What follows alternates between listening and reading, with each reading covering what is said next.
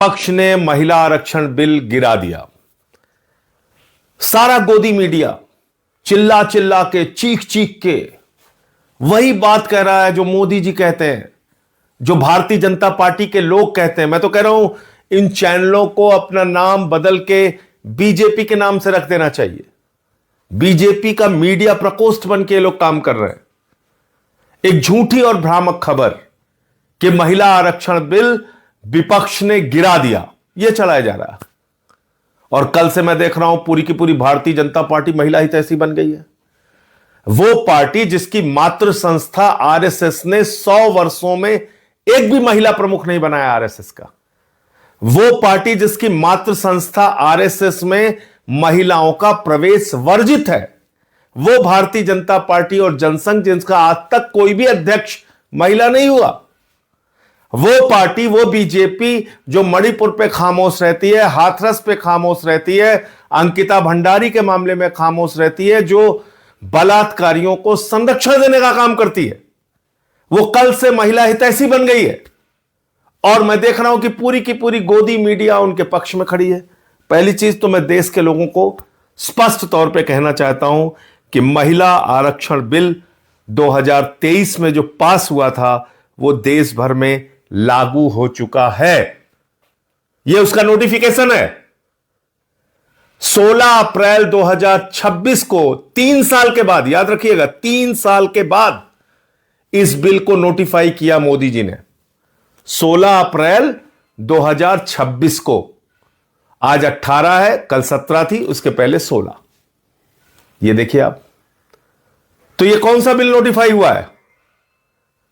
2023 में जिसको सारे विपक्ष ने, पक्ष ने, सब ने मिलकर पास किया था, महिला आरक्षण बिल, वो पास हुआ है और वो नोटिफाई हो चुका है। अब जो कल बिल गिरा वो क्या था? वो था देश के टुकड़े टुकड़े करने का बिल, जो भारतीय जनता पार्टी टुकड़े टुकड़े गैंग बन के देश भर में लागू करना चाह रही थी। उत्तर और दक्षिण का झगड़ा कराना चाह रही थी। बंगाल की सीटें कम, उड़ीसा की सीटें कम, तमाम राज्यों के बीच में असंतोष पैदा करना चाह रही थी। तो आपसे मैं पूछना चाहता हूं, क्या आप देश में असंतोष चाहते हैं? क्या लड़ाई झगड़ा चाहते हैं? क्या भारतीय झगड़ा पार्टी जो चाहती है कि साउथ और नॉर्थ के बीच में झगड़े शुरू हो जाए, क्या इससे आप भी सहमत हैं? कोई नहीं सहमत हो सकता। जो भी सच्चा हिंदुस्तानी होगा वो देश में शांति चाहेगा। और इसलिए सारे विपक्ष ने ये डीलिमिटेशन का बिल, ये महिला आरक्षण बिल की आड़ में जो एक घिनौना खेल खेलने की कोशिश भारतीय जनता पार्टी कर रही थी, वो संशोधन गिराने का काम किया है। वो संविधान का संशोधन गिराने का काम किया है। 23 का पास हुआ महिला आरक्षण बिल आज भी लागू है, उसमें कहीं कोई परिवर्तन नहीं हुआ है। अब वो क्या था ये भी आप सुन लीजिए। महामानव ने 2023 में जो महिला आरक्षण बिल पास किया था, उसमें उन्होंने लिखा था कि पहले जनगणना होगी, जनगणना के बाद डीलिमिटेशन होगा, डीलिमिटेशन के बाद आरक्षण होगा। यह किसने लिखा था? 2023 में महामानव आदरणीय नरेंद्र मोदी जी, उन्होंने लिखा था। हमने नहीं लिखा था, गोदी मीडिया के लोगों, हमने नहीं लिखा था। यह आपके महामानव आदरणीय नरेंद्र मोदी जी ने लिखा था 2023 के बिल में। और तब हमने कहा कि भाई 543 में 33% आरक्षण दे के मामला खत्म करो ना। क्यों इतना लेट कर रहे हो कि पहले जनगणना होगी, फिर डीलिमिटेशन होगा, फिर आरक्षण होगा, और ये 29 के बाद यानी कि 34 में लागू होता मोदी जी के हिसाब से, जो 23 के बिल में है। अब वो 3 साल के बाद कह रहे हैं नहीं साहब, हम बड़े हितैषी हो गए हैं, हम तो बस इसको पास करना चाहते हैं। यह कितनी झूठी और बेबुनियाद बात है कि 3 साल तक वो 2023 का बिल इन्होंने नोटिफाई नहीं किया था, जिसके ऊपर संशोधन लेके आए। 16 अप्रैल 2026 को आनंद फानंद में उसको नोटिफाई किया इन्होंने। और अखबारों की हेडिंग आप देखिए। चलिए, गोदी मीडिया वाले गलती करते हैं, बात समझ में आती है, मैं आपको दिखाता हूं। ये अखबारों की हेडिंग पढ़ के तो मुझे इन लोगों के दिल दिमाग पे तरस आ रहा है कि क्या ये सोचते हैं, क्या कैसे काम करते हैं। महिला आरक्षण बिल लोकसभा में गिरा, हिंदुस्तान अखबार की प्रमुख हेडलाइन है।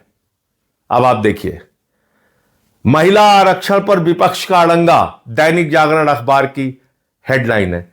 ये आप पढ़े लिखे संपादक होके अखबारों के, आप इस तरह की खबरें, भ्रामक और झूठी खबरें फैला रहे हैं। महिला आरक्षण बिल तो लागू हो चुका है देश भर में। आगे बढ़ते हैं। अब बात आती है डीलिमिटेशन के नाम पे ये क्या करना चाह रहे थे। ये इस बिल को आनन फानन में क्यों लेके आए? क्योंकि इनको बंगाल और तमिलनाडु का चुनाव दिख रहा था। इनको लगा हम देश भर में ये प्रचारित करेंगे कि देखिए देखिए साहब, महिलाओं के आरक्षण के खिलाफ है पूरा का पूरा विपक्ष और हमको चुनावी फायदा हो जाएगा। लेकिन मामला उल्टा हो गया। मामला यह हो गया कि आप 2011 की जनगणना के मुताबिक डीलिमिटेशन करने की बात कर रहे थे, जिसमें बंगाल की सीटें कम हो रही हैं, तमिलनाडु की सीटें कम हो रही हैं, तो उन लोगों ने अपने अपने राज्यों में इसको बड़ा मुद्दा बना दिया। तो लेने के देने पड़ गए, लेने के देने पड़ गए मोदी जी को। जिसने भी उनको मूर्खतापूर्ण सलाह दी वो लेने के देने पड़ गए। अब तमिलनाडु में मुद्दा बन गया कि उनका प्रतिनिधित्व आप कम कर रहे थे, बंगाल में मुद्दा बन गया कि उनका प्रतिनिधित्व आप कम कर रहे थे।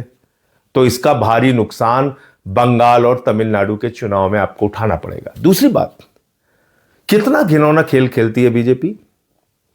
कभी आपने सोचा बीजेपी इतना घिनौना खेल खेलती है कि अभी एक स्टिंग ऑपरेशन हुआ है हुमायूं कबीर का, जो बाबरी मस्जिद बना रहा है, जिसने अपनी पार्टी बना के वहां पे चुनाव लड़ने का काम किया।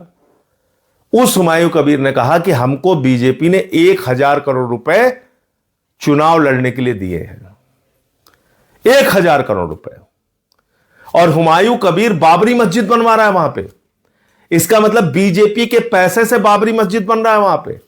इतना ही नहीं, हुमायूं कबीर को केंद्र सरकार ने जेड कैटेगरी की सुरक्षा दी है। जो व्यक्ति बाबरी मस्जिद बनवा रहा है उसको मोदी ने जेड कैटेगरी की सुरक्षा क्यों दी है? क्या इतना नहीं सोच पा रहे हैं आप लोग? क्या इतनी आंखों पे पट्टी बांध ली आप लोगों ने कि कितना घिनौना खेल खेलती है बीजेपी? इसलिए इन लोगों से सावधान रहिए। और मैं फिर दोहराना चाहता हूं, महिला आरक्षण बिल 2023 में जो पास हुआ था वो लागू हो चुका है। डीलिमिटेशन बिल के जरिए जो देश के टुकड़े टुकड़े करने की, आपस में लड़ाने की, उत्तर दक्षिण का झगड़ा कराने की जो कोशिश थी, वो कोशिश विपक्ष ने मिलकर नाकाम किया है। जय हिंद।